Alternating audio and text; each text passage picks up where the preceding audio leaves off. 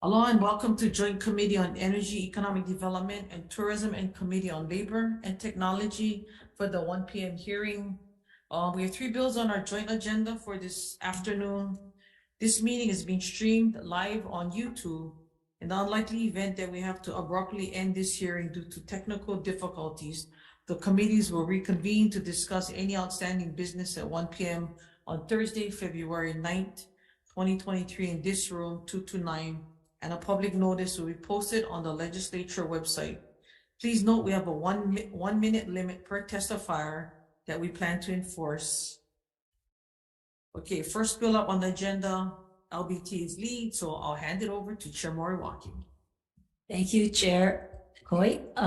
This is SB 1567 relating to career and technical education, authorizing the State Board for Career and Technical Education to advise on all non-federal funds earmarked for career and technical education, for developing and implementing workforce development pathways, and appropriates funds for the development and implementation, and for differential pay increases for certain career and technical education teachers.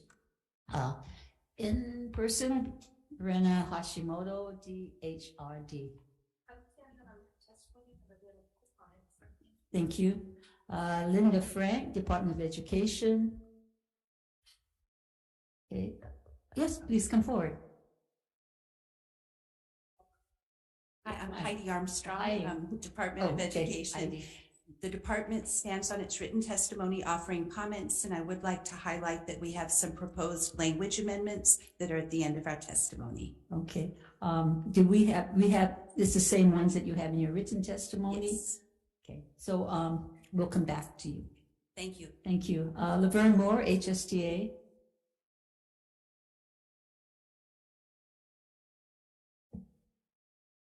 Cheers. Oh, sugars. Don't break our mic, please. Oh, sorry.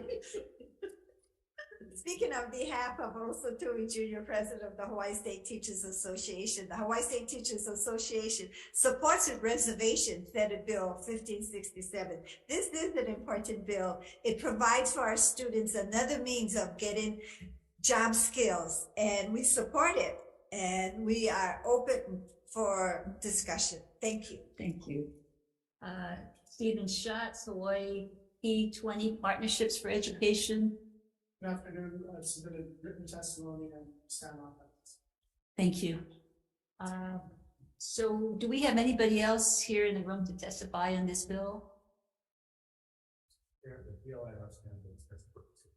Thank you. Anyone in Zoom?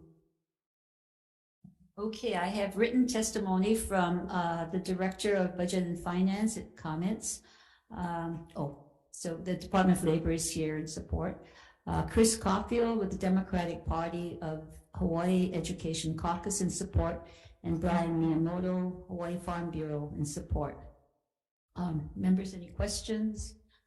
I do. Heidi, can you come back up? Tell me your amendments to this bill.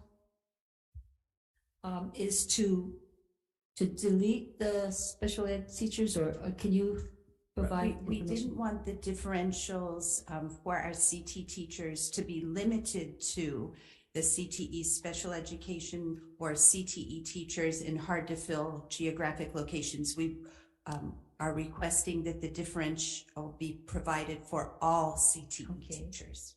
And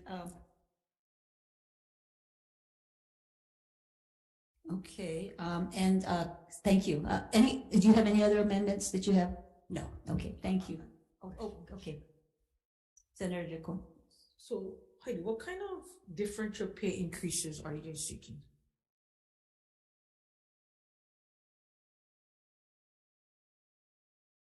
I can't answer that.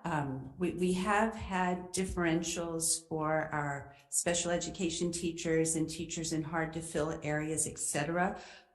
I will need to confirm that those differentials would mirror our existing differentials, but I don't have that information right now. Okay. Can you also find out, would a differential be on top of what CTE teachers are paid based on collective bargaining. Okay, I'll collect all of that information and definitely send that to you. Okay, and then whether or not would the work of CTE teachers change in any way if this bill passes? The CTE teachers would continue to teach their CTE courses. I don't think the bill is asking them to do additional duties except supporting the CTE pathways and the courses of study. But because our CTE teachers do have our CTE teachers who do come, especially from industry, do have a very specialized skill set. For example, an auto mechanic would be a great candidate to be a CTE teacher of auto mechanics, and they come with a special skill set, but they can get more money in the private industry, and so we have a very hard time attracting these trade experts because our current pay is not competitive with their industry pay. Okay, so just to clarify then, I thought that this was a differential for current teachers to then be certified or take training to become certified, but you're saying you're recruiting people from outside of the DOE when you say you're going to bring in experts from other areas. It's both. To be a CTE certified teacher, there's a CTE, it goes through the Hawaii Teachers Standards Board, and I have it right here. And they get their,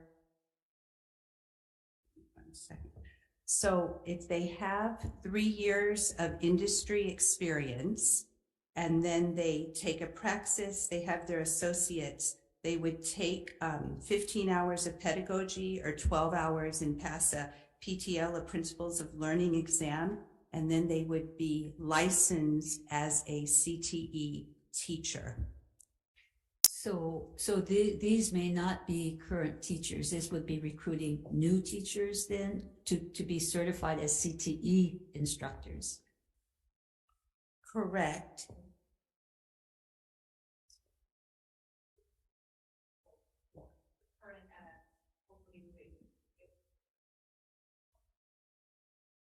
Current teachers and recruiting from industry. So to be certified, I guess you go through some training, right? As you're saying, is that included in the appropriation that is in this bill, both for the certification and for the differential, or how does that work?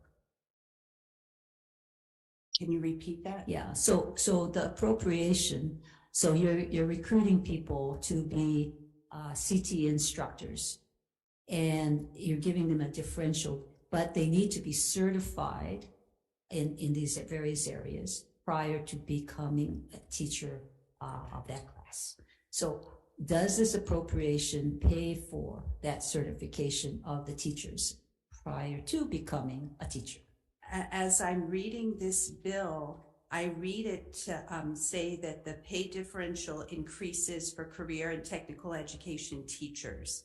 So it would be for the teachers. I'm not reading it that it's paying them to support getting their licensure. So the licensing, they have to pay on their own, even the teachers who are teaching, that you want to get them to teach these classes.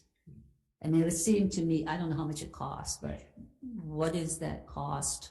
And, if I want to be a teacher to do additional work and I've got to be certified, wouldn't we also include that in attracting the teachers to those areas? Yes, but that's not what I read in the Okay, so should we add that in so that we can in fact attract anything to attract additional teachers? Yeah. Okay. So we can give, we can also send some proposed language for your consideration. Because I think you can't attract people to be teaching if they have to first take certification, and that takes a while to then use them in the classroom. So if you could provide that language, I think that would help in terms of your recruitment of teachers to teach CTE. Will do. Thank you. Thank you. Thank you. Brenna, you have, anybody else? Questions for Heidi? Brenna Hashimoto, HRD. Your testimony says that this might go against the grain of Chapter 89, that this is negotiable and you should include the governor and BU 5. But if you can look at Section 7 on page 12, it does have a proviso on line 11 that says, provided further, no funds shall be released until an MOU between the superintendent and the BU5 is executed. Is that not sufficient to address the concern that this be a negotiated cost item and therefore requires negotiation? So thanks for the question. Under Chapter 89, the employer is the governor, as well as the Board of Education, as well as the Superintendent of Education.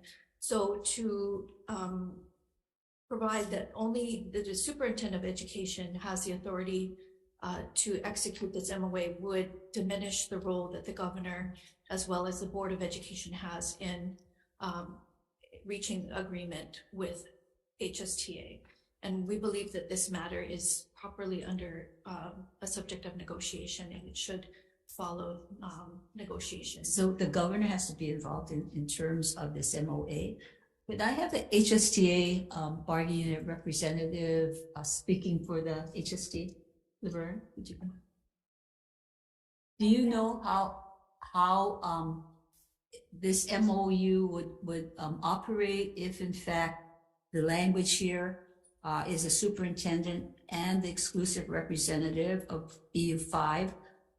The director of HRD is saying that we need to insert the governor in here instead of the superintendent. Do you know how the negotiation language should be?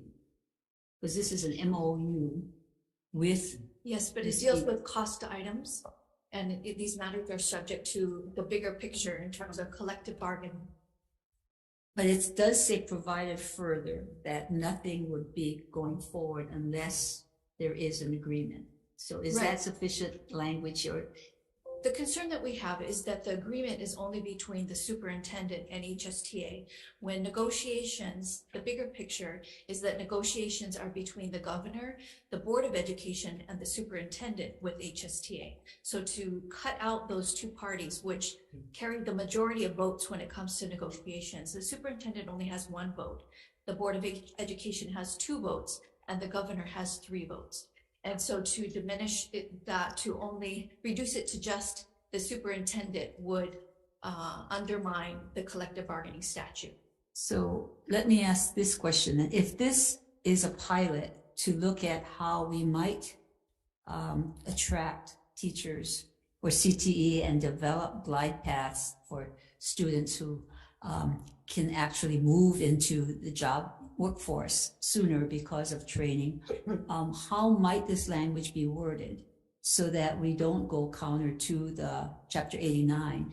Would a stipend in the interim so that there would be some way in which this could be started quickly, more quickly than having a bargain unit discussion with the governor and the bargain unit 5 representative? So typically when there are cost items, the employer will come to the legislature for funding at the conclusion of the negotiation. We are currently in negotiations now with HSTA.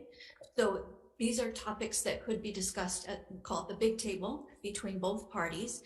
And once there's an agreement on how to move forward, then we would come to the legislature for funding that package. Okay, so are you saying then that this is possible to go forward more quickly because you and be with the governor and the Board of Education are in, and the bargaining unit 5 are in negotiations right now? I can't speak to the specific negotiations because they're confidential, but yes, we are in negotiations. So how might we change this language so that we include the governor, or how can we address it in this bill so that we can go forward with this bill, knowing that it could be part of your cost item being negotiated now. So the language on page 12. I would have to take that back. Can you to my get, team get, and can you look at consider that and get back to the us, please? ramifications of that. Yeah, Sure. as soon as you can. Thank you. Anybody else with? Yes. If you could just clarify a couple of things. In terms of if you have an existing collective bargaining agreement and you decide to enter into a supplemental agreement, are you saying the governor and the Board of Education have to be involved in drafting that supplemental agreement, or they just sign off? I don't know for this particular bargaining unit, but generally when it involves cost items and there's allocations, then it would be all three parties would need to agree. There may be other operational matters which they would not necessarily need to involve the governor, but So you're saying that anytime there's a cost item in a supplemental agreement, it would need to involve the governor and any other person that's involved in that particular CBA? yes, the governor has the majority or equal number of votes in. Can you check on that? Sure. Okay, can you get back to us as soon as you can? Thank you. Anyone else? Okay, decision just going to. Okay, so I will turn it over to Chair DeCoy.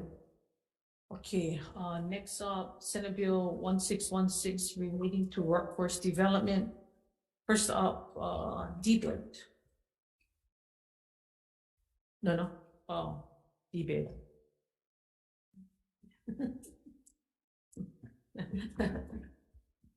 In Wicked debate, we stand on our written testimony and would defer to CID.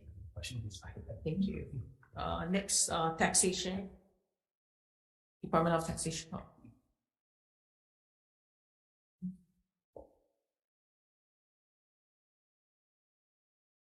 Good afternoon, players, co-chairs, and members of the committee.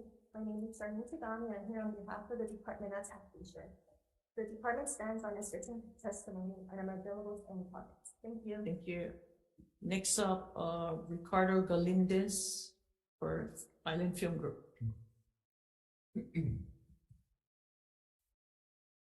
Afternoon, chairs, vice chairs, members of the committee. Ricardo Galindez, co-founder of Island Film Group, largest local film and television production company. We've produced over 120 local projects since forming in 2007. The intent of this bill is to encourage the hiring of local crew members on our projects. It focuses specifically on wages. One of the challenges we have had with the current tax credit, the production tax credit, which is very valuable to the state, is that for smaller productions, the administrative burden is large. And for example, if we have a production we're shooting next week, which we do, the tax credit for that production would not be received for 2 years. So while the state is being generous in providing that incentive, as you can imagine, waiting 2 years for your rebate is a long time when you're working with smaller productions. Just by way of clarification, this is a workforce development rebate incentive. It's not a tax credit. And although it is at 50%, which seems like a large number, it is applicable only to W-2 wages. So wages subject to Hawaii income tax. It does not apply to loan out companies for actors. It has a $50,000 wage cap. And, we want to encourage people to pay our crew members actual wages. A lot of small production companies will pay people as 1099 independent contractors. There's no workers' comp insurance. There's no production insurance. This would encourage people to do that. As you know, when you pay payroll, there's 20% of employer fringes. And then if there are also union members, which we are union signatory, the union fringes would eat up the rest of that incentive. So we're not looking to basically build our budgets off this, but to help encourage people to hire local crew members. Thank you for your time. Available for questions. Thank you. Next up, Mauricio Elmore. Hi, SAG-AFTRA. We stand on our written testimony report. Thank you. Brianna Scanlon, Briat. Aloha chairs, vice chairs, members of the Senate committees, Tui Scanlon, IATSE Local 665. We stand in our written testimony in support and would like to offer comments that this bill will provide vital workforce development and will also combat misclassification of workers by tying Hawaii W-2 wages to the incentive as well. And available for questions. Thank you. Thank you. I have numerous testimonies in support for this bill. Anybody else from the public wanting to testify? See none. Members, any questions? Yeah, I have a couple of questions. Tax Senator. department and DBED. So tax can be first.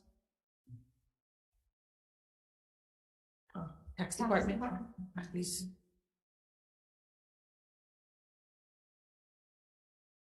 So the bill says that you have tax, the rebate has to be given 30 days once it's filed. Is that what you read as well? Once the taxpayer claims that you have 30 days? 30 days, correct. So you're able to do that, tax is able to do that? Oh, this is going to be administered by DBED. I'm sorry? The department, Yeah, the tax department has to do the rebate, right? no, this is, Who does the rebate? So who does the rebate? I thought this rebate is administered by the DBED. I think the actual payout will still be Department of Taxation. So the question is, can you do it within 30 days? Okay, I have to get back to you on that. Okay, so who wrote the testimony for tax? The deputy director, Who is, Kristen Sakamoto. is it said the department further notes that it's able to administer this bill by the current effective date. So that means they can do the rebate in 30 days. I can double check and get back to you on that. Can you also check us what they think the impact will be? Okay. Tax impact? Tax impact. Because it's capped at 58,000, but it's per employee, so I'm not sure how many employees that is. So what could the impact be to the budget? Okay. That's the same question to DBED. What the impact would be? I'm sorry, Senator, could you repeat the question, please? Yeah, what is the impact? Well, the impact, first of all, on the, excuse me, earlier question, it is a DOE tax responsibility to pay out, so we were concerned about that as well. But the impact to us would just be additional staffing that may be needed for it. No, what is the tax impact to the state of Hawaii? Okay, well, we'd have to run numbers on that and get back to you, So, but we're happy to do that. okay, so when you go through testimony, you don't look at the impacts. So when you come to testify before us, Yeah, once we have an accountant on board, you have we'll. to give us reasons to say yes to the measure. We have to know what we're saying yes to. Right? Yeah, well, that's why we offer comments, because we think there is more discussion needed, and we would want to pull in DOE tax as well as our research team to be able to do that. And of course, once we have a full-time accountant on staff, that would make us be able to respond a lot quicker. We are interviewing for them next week. Okay, then I think it should be clear in your testimonies, and that's going to be for us. Understood, would be more responsive. Also, thank you, Madam Chair.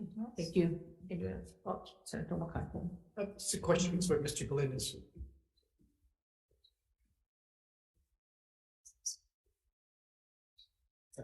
I remember, I think you were in the room last week when we had a tax credit bill. That one was moving it from 50 million to 75 million. And then we all kind of liked and supported the Teamsters suggestions about really making sure that the industry doesn't just do its best effort, but that it does an exhaustive effort to find local talent as well as local vendors.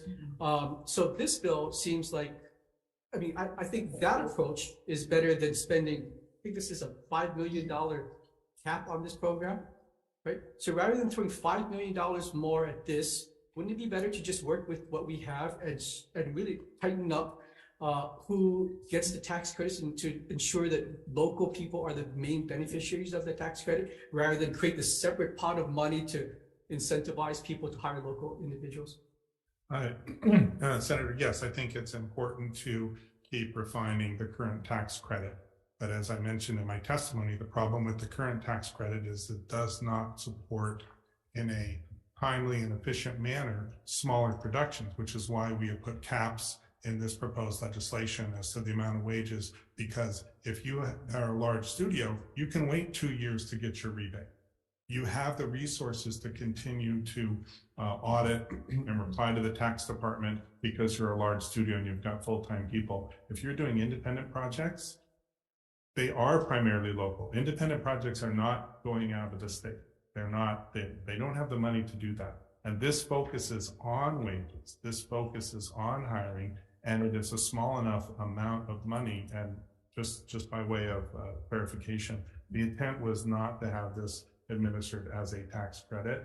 We are looking for other pots of workforce development money, given the size of $5 million, so that it would not be a tax. This is not a tax credit, it is a rebate. So as a lot of states do, you supply your payroll reports, your state's payroll reports. This is how much we spent. It's a very straightforward process. And if it can be paid within 30 days, that allows smaller productions to actually get made, which right now they have trouble doing. So I think the main tax credit, as you know, we've been at this table for 15 years with each other talking about tax credit. I do think we do need to continue to refine that and make it better as a local producer. And as a union signatory since day one, we have nothing but support for hiring local vendors. We are local vendors. We have drone companies. We have the only privately owned soundstage. We are reinvesting in this community. So yes, I support that. This other credit is going to help smaller projects, and for a relatively small amount of money and a small amount of administration is the goal. So I don't think $5 million is a small amount of money. Let me ask a general question though. I mean, with this tax credit, we've been at it for a number of years, as you pointed out. We spend $50 million a year for an industry that generates about $450 million in economic activity. We spend $60 million on the Hawaii Tourism Authority to generate an industry that creates $17 billion in spend. How do you help us on this side to equate like why we should put more money to a film industry which has dramatically less economic benefits than we do in the tourism industry? Well, I think a number of things. The film and TV industry is a high wage industry. It's primarily a union industry. We are competing, as you know, with other states. California has a tax incentive. New York has a film tax incentive. Those are the two largest production locations in the country. Atlanta has created a huge location center, and as has Vancouver. In terms of the amount of money that we bring in, I think one of the challenges that we've been frustrated over the years is that there are various economic models to determine how much the film industry brings in. Part of the, I'm not remembering the number, the tourist number you talked about, no one has ever, and I think there are concerns, sat down to figure out how much of that tourism industry is brought in because of our film and TV production. That's always been something that's never been part of the equation. So while I understand that it's important to have metrics, we also have to look at the assumptions. And I feel like, when our economy is not doing well, we all talk about diversifying our economy. And then when our economy starts doing well, there seems to be a lack of focus on diversification because we don't need it. Film and TV is a very strong industry and supports people that it does not require higher education. You can come out of high school and learn the trade and support your family. So we think the numbers, to your point, the economic benefit to the state has been undervalued in the various reports. Just to clarify though, I mean, $1 into the movie industry creates $9 in economic benefit. I put $1 into the tourism industry, that creates $283 in economic benefit. So the workforce in the tourism industry have unskilled and have executives as well. So I'm just trying to Right, but yes, Senator, but to your point, I think what has been in the news and what this legislature and the administration is dealing with is, maybe too much of a good thing, right? We continue to pour that into our tourism industry, and we have more and more tourists that we think maybe we're having too much. So maybe if we could have as many tourists as possible, that'd be a better alternative. But I think we've been through the ups and downs of tourism. Film and TV is a relatively stable industry. We worked all the way through the pandemic.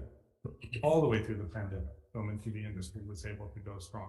So while it may not be the same sort of return as tourism, it doesn't mean it's a bad return. And because there are physical limits to tourism, maybe we grow an industry that we have not reached its limit yet. You have the tax credit today because legislators see the value of it. But I Right. think at a certain point, stop asking for more and more and more, and just help us fix the tax credit so that it really benefits local people, rather than saying, I want $5 million here, which you think is an inconsequential amount of money, but I think is quite consequential, and then asking for more and more and more and more. Let's try to figure out how to make the industry better with what we have. I agree with all due respect, Senator. I did not say it was inconsequential. It is a lot of money, but it's not compared to other pots of money. And I think that, to your point, if we put $1 in and get $9 back, I think what you're saying is it's a good investment. If I could do that as an individual, I would do that all day, every day. So trying to grow this industry that is, to your point, an economic benefit to the state, I don't really understand, why we need to try and curtail that. I think we do need to refine it. I think we need to make it better and more efficient. Absolutely. Sure, Senator. So I know this isn't a tax credit, but still it has to come from the tax department. The rebates have to come from the tax department. Right. I don't know that that's the case. Well, that is the case. I mean, who's gonna pay it? You guys have the money to pay it. I mean, it's gotta come, if you're paying the tax, or you're paying tax for the employees, it's gotta come from the tax department. Right. So My understanding is that, we did not write this as a tax credit. Right. It's a rebate, and Right. many states have rebates that are not processed through their tax department. They come through other state funds. Okay, well, I don't know about other states, I don't know about our Okay, state, and well- this bill is in our state. So you understand that if you claim a rebate under this section, you're not eligible for the motion to. Correct. That's a trade-off on that, because this is moving from the larger project to Right. the smaller. And you said that this is capped at 5 million?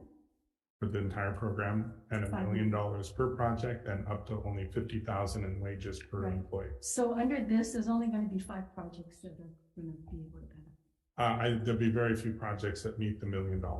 That'd be like a $5 million project. Most of the projects we're talking about are 100, 200, $500,000 of total spend, which means the payroll of those is usually about 25%. But based on this, if it was $1 million, there'd be only 5 projects. I'm sorry? If it was $1 million cap on per project, it Right. would be just five projects. Right, $5 million Right, projects. it'd be 1 million. Well, $5 million projects only have payroll of about $1 million.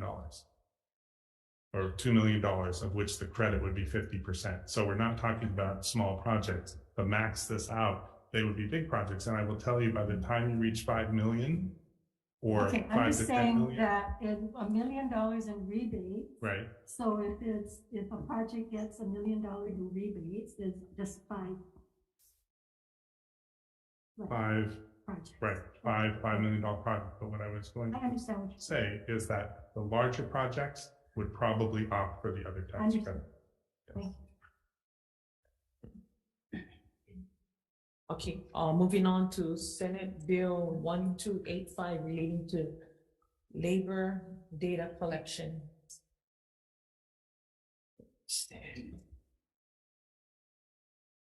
First up, DBID. Chair, DBID stands on its written testimony and is available for questions. Thank you. Next up, Department of Labor. Thank you. Next up, Tina Yamaki. On behalf of retail merchants, not here. And then Chamber of an opposition, and the Chamber of Commerce in opposition, not here. Members, any questions? Seeing, Just a question from DBED. So how are you operating now? So when the transfer came over from Department of Labor to DBED, are you not analyzing that data, or there was a transfer from Department of Labor of the data? Oh, okay. Aloha, chairs, vice chairs, and members of the committee. Joe Roos, program manager for the economic research program in DVET. In answer to your question, thank you so much. We work with the AG's office to set up an agreement between DLIR and DBED so that the staff that came over from DLIR, the research staff, can continue operating and doing their job, collecting data as when they're with DLIR with this agreement that was set up between DLIR and DBED. So that's how we're operating now, but the end goal is to get this passed so that we don't have to have a Band-Aid of an agreement so that the research staff that are now with DBED can continue collecting data. So what is the problem now that in terms of Department of Labor needing the data for their programs and DBED having this for research and dissemination to the public? So how do you operate with Department of Labor? Or do you not? I mean, we collaborate, but the Department of Labor research staff are now under DBED. And so while we received the staff, we wanted to follow up and receive the authority to collect the data that DLIR research staff collects in collaboration with the U.S. government, BLS, Bureau of Labor Statistics. Yeah, I guess I have some concerns that when we ask Department of Labor on issues like sick leave or family leave and where employers are in terms of providing those services or not, they don't have that data. So I'm just wondering how the staff, the research and staff now in Department of Economic Development coordinates that kind of information so that we can make good workforce policy from the Department of Labor. Yeah, thank you for the question. I'd like to do some research and look into that and get back to you. So we'll get back to you. I think if we're collecting the data, we should be able to use it to develop policy and programs for this, for the workforce, especially now with the shortage and the needs of our community. Yeah, thank you for the question, and I'll look into that and we'll get back to you. Thank you. Thank you. Any other questions? Oh, Senator King. So what was the problem that required the staff to be moved over to DBED? I don't know what the history was, but when was the 2021. Act 88, 2021, transfer over the staff. Yeah, it wasn't, yeah. So we don't know why this happened? I mean, it just happened. So what prompted it? Yeah. Back to you on the history on what prompted the transfer. Yeah, I mean, I don't understand if these are labor data, why labor wouldn't continue it, and then they could share the information with DBED, but to turn labor data back to DBED, I don't know that it makes sense. What's your response, Senator, on that? Thank you. I remember though that the tourism component also went to DBED, so as part of that sweeping effort, and I think the rationale was that DBED was doing workforce development, and maybe it was because Scott Murakami moved over to DBED that all of the labor stuff went over to DBED as well. We'll look into it. We'll get your response. Given by personnel, it should be driven by program and what needs to be done. Yeah, we'll look into that. Thank you. Any other questions? Seeing none, we go recess for decision making.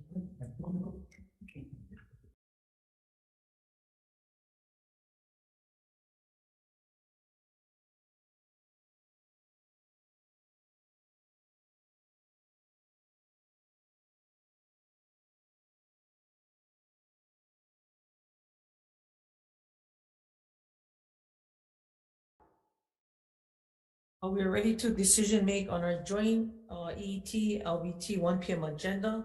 Senator Moore, for SB 1567. Thank you. For SB 1567 relating to the career and technical education, the chair's recommendation is to take the DOE recommendation to open it to all technical education teachers. So we'll delete that language of special education, hard to staff, geographic locations in Hawaiian language, and defect the effective date, and also include SMA technical non-substantive amendments for clarity and consistency. So chair votes aye. Discussion? Yeah. What about the issue on the bargaining? Clearly, I think that needs to have some kind of mandate. I think because of proviso is there, I think that we can move forward and Proviso doesn't go far enough. Proviso is just. it says, I think in terms of discussion with Senator Keith Agaran, that it's a supplemental agreement, so whether you need the governor inserted in there, we could say bargaining unit and employer representative, so that it could include the governor if need be, but it's an MOA. And the DHRD director said she'll get back to it, and we can just move this along. Any other questions, comments? So we'll add in just to make it just general, then the employer and the bargaining representative, and we can insert the language in the next committee. Yeah. Okay. So noted. The employer and bargaining representative will be clarified in the committee report, but we'll move it out as is with the amendments that I noted, non-substantive amendments, effective date, and making it a broader group that would be all the teachers that can be CTA teachers. Okay, so chair votes aye. Oh, excuse me, and one more thing in the committee report, we'll get the DOE to also look at CTE training for the teachers for certification. I'd like to add that in. Sorry, I just thought about it now. I'm going to add that in so that it includes training for the certification for teachers, as well as the differential in pay when they do teach. You're voting on Senate Bill 1567. The recommendation is to pass with amendments, noting all members present. Are there any reservations or any noes? Chair, your recommendation is adopted. Thank you. Chair, back to you. Same request. Chair Decoy? Aye. I vote yes. Senator Fukunaga? Aye. Senator Kim? Aye. Senator Favela? Aye. Chair, your recommendation is adopted. Thank you. Moving on to SB 1616.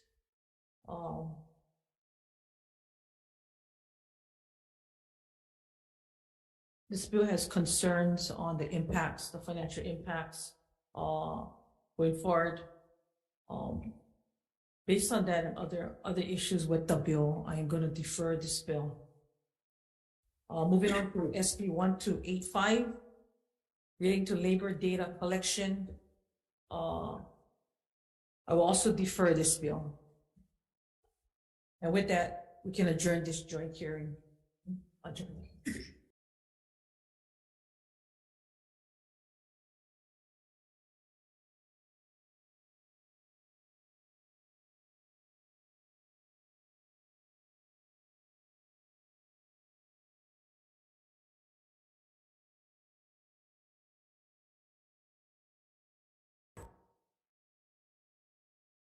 Lauren, welcome to Senate Committee on Energy, Economic Development, and Tourism for our 1 p.m. hearing.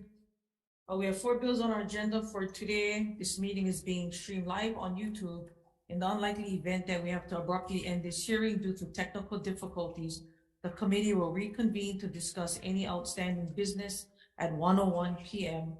on Thursday, February 9th, 2023 in this room 229, and a public notice will be posted on the legislature website. Please note we have a 1-minute limit per testifier.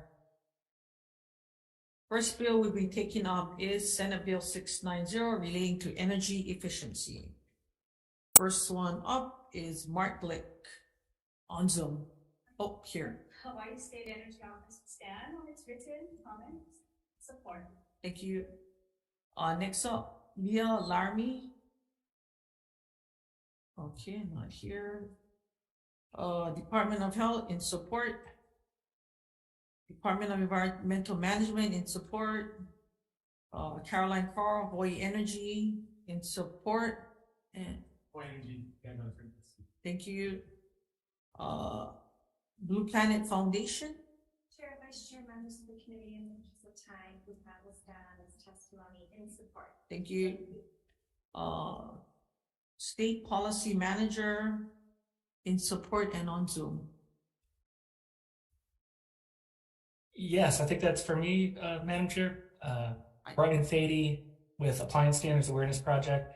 I just wanted to add one additional point from the written testimony to note that this policy idea of phasing out fluorescent light bulbs, it was adopted in 2 states last year, in California and Vermont. And this year, around 8 to 10 states are also considering it. And the language in the bill, I know it reads a little technical, but that's there to limit the bill to just phasing out your standard office building style fluorescent light bulb, what's called your general purpose white light fluorescent. And it's the same language as passed in California last year. So thank you, and happy to answer any questions. Thank you. Next up, Maika Munekata, Ulupono Initiative in support. Douglas Perrine in support. Sherry Pollock in support. And Chris C. in support.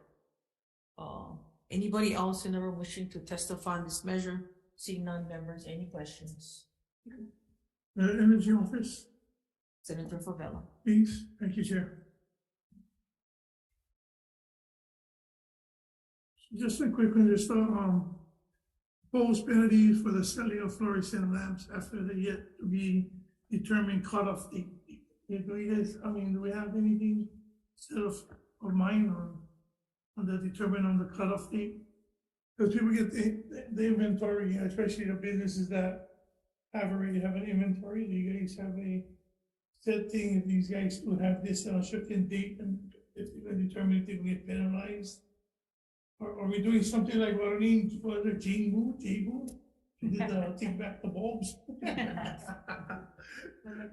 not sure, I just wanted to ask the question. Yes, please, thank you. Thank you very much. And assist on the detail. Thanks, Howard. Madam Chair, Vice Chair, I'm Howard Wig, also with the Energy Office. There are other states, as Mr. Fadi mentioned, who are looking at the same legislation, and they have suggested a cutoff date of January 1, 2025, 2 years from now. And that'll allow the retail people and the manufacturers to get rid of their existing inventory. One follow-up. The only reason why, I understand you guys picked that date, but did you guys talk to any of the like for like the state building, when the guys will provide stuff for us on the inventory that they do have? Because even if you do the cutoff date in 2 years, some of these guys get warehouses full of these fluorescent light bulbs inside their inventory. What's going to happen to that inventory? Is there going to be a compensation from the state, or are we going to determine to buy the inventory? Like I said, I remember the time you change the bulb, you get a bulb. That's what J Moon thing was, I think, at that time. I'm going to do something similar like that, because our business is already getting hit. And don't get me wrong, I don't like fluorescent light bulbs too, because it's very dangerous. But I'm just saying, what about because the people that's invested on island, that's probably going to be penalized. Sure. we are in close contact with all of the state agencies, and we can certainly do a survey and ask them what their inventory was and their anticipated date of removal of all fluorescents. Okay. And then get back to you. Okay, thank you. So just wanted to follow up, thank you, Sir Bella. So if they have that excess of inventory, probably beyond 2025, I guess that's the question Senator Rivera is asking, would there be a compensation that's being expected? My personal opinion, and this is what other states have done, would simply be to extend the expiration date until such time as they have depleted inventory. Okay. Because at the retail level, inventory is already being depleted. The factories know this is coming, the retailers know this is coming. Okay. Did anybody let China know though? Only joking. Okay, thank you, Chair, very much. Appreciate you guys. And then I'll follow up. Will there be enough LEDs to replace the prohibited fluorescent lamps when this bill's go into effect? All of the manufacturers are very aware of this trend. The majority of common service light bulbs already are overwhelmingly LEDs. So we're just following history. Just on a local note, I went to the 2 leading hardware stores, including Home Depot and Lowe's, and some months ago, I looked at the LED inventory and the fluorescent inventory, and it was about equal. I went back about 2 months ago, the fluorescent inventory was gone. They're ahead of the game. Oh, sounds good. Thank you. Okay. Up next, Senate Bill 817, relating to state enterprise zone. First, debate. Chair Debet stands on its written testimony and support Mrs. Sullivan to answer questions. Thank you. Next, Mark Glick. In support. Yes. Thank you. Department of Ag, Morris. Good afternoon, Chair DeCoy, Morris Santa, Deputy for the Department of Ag, members of the committee. Department will stand as testimony offering a friendly, I guess, recommendation for a statutory consistency to make sure that all sections of the statute are amended, and so basically appreciates the idea of including value-added products. Thank you. Thank you. Next up, Hawai'i Gas. Hawai'i Gas is in on its written testimony. Thank you. Justifying on Zoom, Tax Foundation.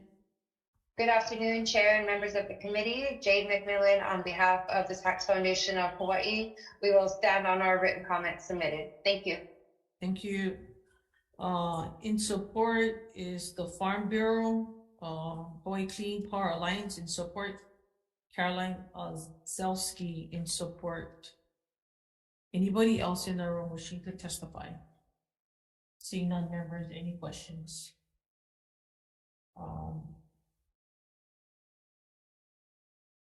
Okay, I have a question for the Ag Department. Morris, has there been interest shown by value-added agricultural producers and those developing or producing renewable energy in locating their businesses and activity in state enterprise zones? I've not had any inquiries to that effect. I mean, but it, if it works, I mean, it's probably a good idea. We're always looking for, interesting ways to, I guess, have multi-purpose use of facilities and land. So anything that provides that opportunity, I think is a good idea. And then, in chapter 209E, that needs to be amended to incorporate the proposed inclusion. Right. What you looking at in Well, basically, we're making sure that the definition of the special enterprise eligible business activity terminology in statute remains consistent within statute. Because that's being changed in this bill, this our planner actually was the one who noted that, hey, don't we have the same legal term in statute that we should conform? So that's the reason for the comment with 209. Okay, Got it, thank you. Okay, no other questions, moving on, SB 1231, first debate. Chair, we stand on our written testimony. Thank you, Dean. Next up, University of Hawaii in support, climate change mitigation in support, Shiroko Kazu for Office of Information, comments, testifying for Hawaii Broadband Hui in support, and so first, you okay? Yeah, and then, are you testifying? Bert Lum was to testify on Zoom. Yeah, is he on Zoom, you guys? No, is, okay. Hey, Bert. Aloha, aloha, Chair. Aloha, Vice Chair. Yeah, you good? Do Hi. you have a question for me? No, just for you testify. Oh, okay. Yes, Bert Lum. I'm the State Broadband Coordinator in DBED, and I stand on our written testimony in support, and mahalo for the opportunity to testify. Available for any questions. Okay, thank you. Next up, Kapolei Chamber of Commerce in support, Janine Tsuki in support for Hawaiian Telecom, Sterling Morita for Hawaii Chapter Society, a professional journalist in opposition, Brian Black, Civil Beat Law Center for Public Interest in opposition, Rebecca Lieberman, on Zoom. Hi, Rebecca. Aloha, Chair, Vice Chair, and members of the committee. Rebecca Lieberman from Charter Communications. I stand on my written testimony and am available for any questions. Mahalo. Thank you. Next up, Ka'ala Souza, also on Zoom. Hi, Ka'ala. Aloha, Chair. Aloha, everybody. Aloha, Chair, Vice Chair. My name is Ka'ala Souza. I'm representing just me right now, my kids, my family, our community, Digital Ready Hawaii, stand in support of this bill. And I just wanted to add a couple things that over like the last year, we've got to provide 1,000 people with free computer classes and free computers all around the state and every island except for Niihau. And the reason that this is such an important bill for me is that it's going to allow us to scale. So 1,000 sounds like a lot, but about 30% of our state's workforce is going to be unable to pass a basic computer class. And 30% of our workforce is about 200,000 people. So like I did 1,000 last year by myself. This kind of fund is what we're looking at to try and scale into our communities. I've been working with a whole bunch of communities now. I have a map in my written testimony of those different places that have provided the classes, the training, the location. Kala, time's up. Yep. Kala, so I gotta cut you off, but thank you. And I have your testimony. Thank you. Thank you. Next up, Ryan Ozawa in support, Caroline Ozelski also in support, and Anna Gustafson in support. Anybody else wanting to testify? Sure.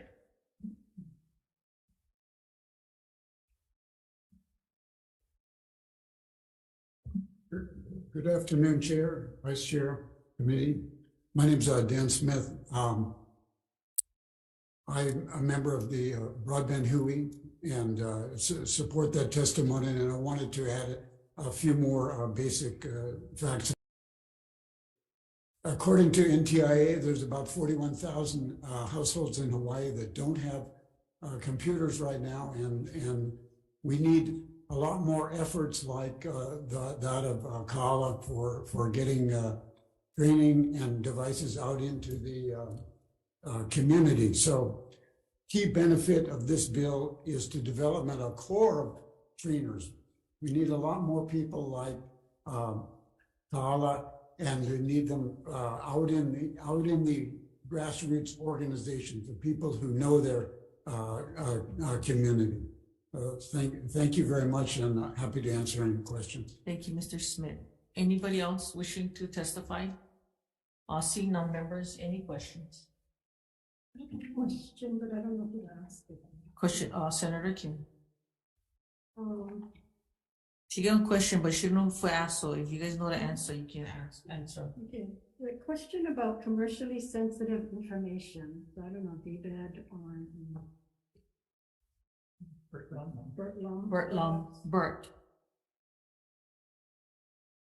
Yes, thank you for the question. There are concerns raised regarding the vague confidentiality provision in this bill. Can you speak to that and that commercially sensitive information has no legal meaning? So how is Yes, I would defined? agree that, the assessment by Office of Information Practice as well as Civil Beat Law Center, in a previous version of this bill, it was stricken, and I don't see a major impact because that sensitive information is covered by other state laws that are already in place. Okay, so it's okay if we deleted that term? Yes. Okay, thank you. Thank you, Chuck. Bert, anybody else have questions? Bert, while I have you on, the bill states that digital equity in the state would enhance Hawaii's overall economic development, education, healthcare, and emergency services. The bill appropriates $5 million in fiscal year 23 and for fiscal year 24 for digital grants. Is this amount adequate to attain digital equity in the state? Thanks, Senator, for that question. The overall effort, I think, is a long game because what we're trying to do is address the issues of the digital divide today, and this bill will help us do that.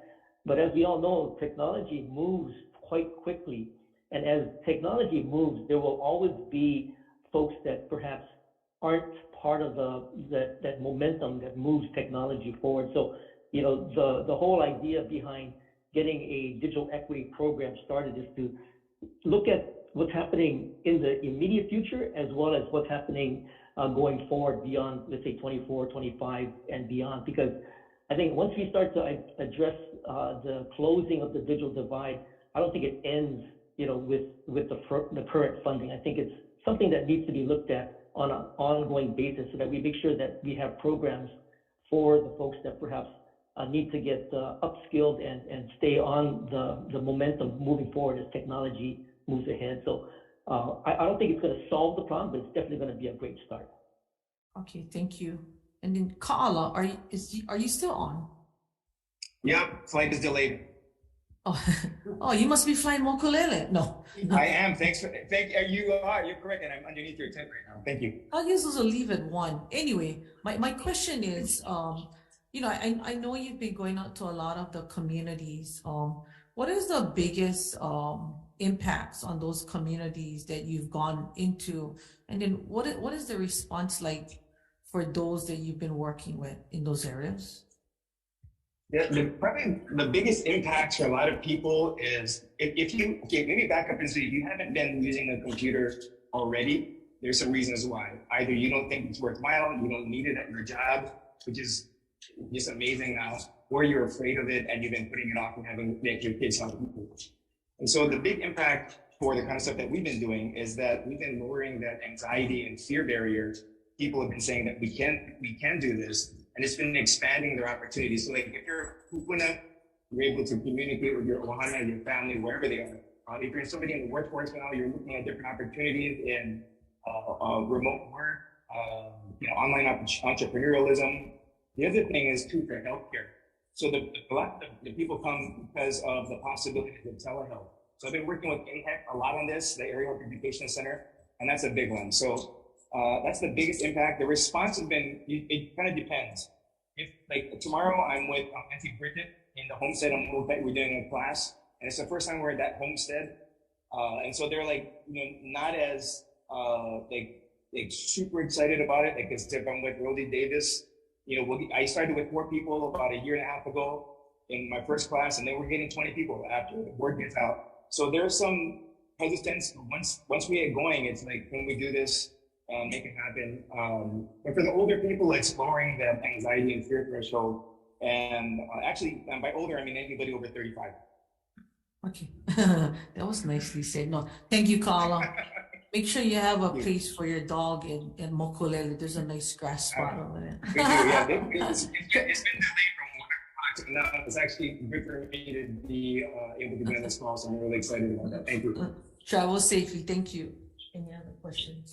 Seeing none, moving on to Senate Bill 837 relating to debate. First up, debate.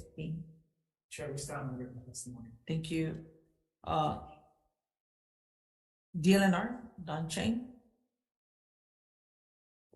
Good afternoon, Chair, Vice Chair, members of the committee, Luke Sarvis for the department. We'll stand on our written testimony offering comments and a friendly amendment and be available for questions. Thank you. Anybody else in the room wishing to testify? Seeing none, members, any questions? Okay, I have one. debate thing, please. Why does debate need this bill? And what would a bill enable the department to do that it cannot do now? Thank you, Senator. So a couple of our attached agencies actually can hold title to land, and it helps with revenue generation for their projects. We are looking at some of our clusters that we are putting together for our strategic plan, and a bill like this actually would help. When we talk about economic clusters, currently some of our attached agencies or divisions cannot hold land, so therefore we'd have to enter into lease agreements with other state agencies. That could delay some of our projects as we have to go through their boards and then asking operational dollars to lease from another state agency.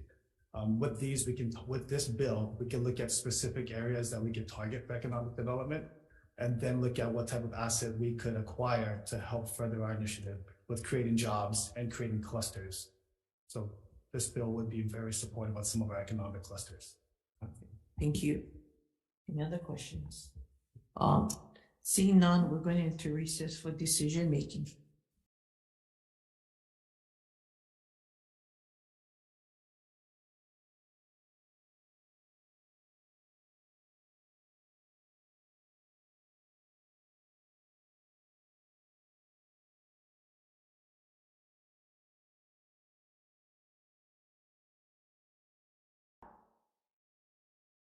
We are ready to decision make on our 1:01 p.m. agenda. The first bill up on the agenda was Senate Bill 690 relating to energy efficiency. This bill we're going to pass with technical amendments needed for clarity and consistency. Any discussion, committee members? Seeing none, Vice Chair for the vote. Chair Duquoy? Aye. I vote yes. Senator Fukunaga? Aye. Senator Kim? Aye. Senator Favela? Aye. Chair, your recommendation is adopted. Thank you. Next bill, Senate Bill 817 relating to state enterprise zones. I would like to pass as is. Committee members, any discussion? Seeing none, Vice Chair for the vote. Noting the presence of all members, any opposition or reservations to the chair's recommendation? Having seen and heard none, Chair, your recommendation is adopted. Thank you. Next bill, Senate Bill 1231 relating to Hawaii film industry. I would like to pass as an SD1, adding the suggested amendments from OIP on page 8, removing or comprises commercially sensitive information.